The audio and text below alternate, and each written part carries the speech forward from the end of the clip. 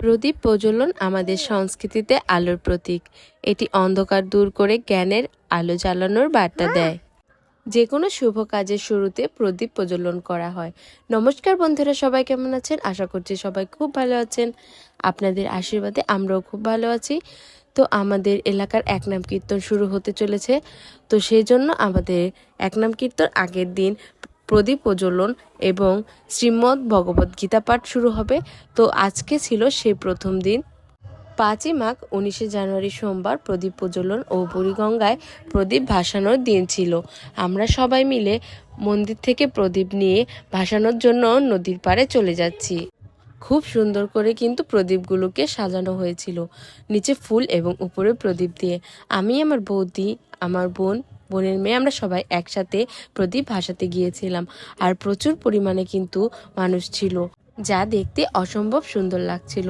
সবার হাতে হাতে ছিল প্রদীপ, আর প্রদীপগুলো নদীতে ভাসানোর পরে কিন্তু আরও বেশি সুন্দর লাগছিল। ভগবান সবার মঙ্গল করুক, সবাই সবার পরিবার এবং সবার ফ্যামিলিকে নিয়ে ভালো থাকুক, এই কামনা করেই আমি আমার প্রদীপটা ভাসিয়ে দিলাম।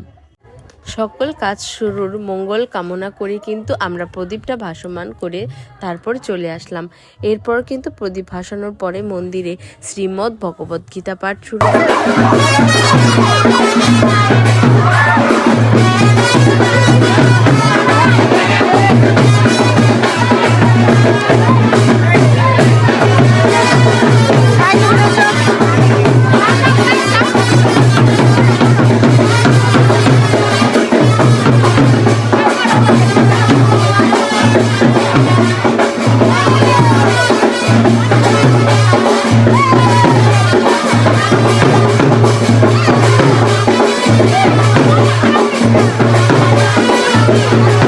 রাধাকৃষ্ণ সেজে আসা রমণীদের নাচগুলো কিন্তু খুবই সুন্দর লাগছিল।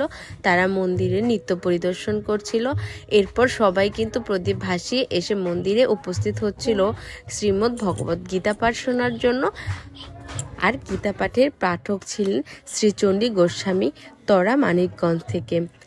এরপর কিন্তু রাত্রি 3:31 অধিবাস কীর্তন ও মঙ্গল ঘট স্থাপন করা হবে। সকলকে আমাদের মন্দিরে এসে উপস্থিত হয়ে একনাম কীর্তন শোনার জন্য অনুরোধ করছি।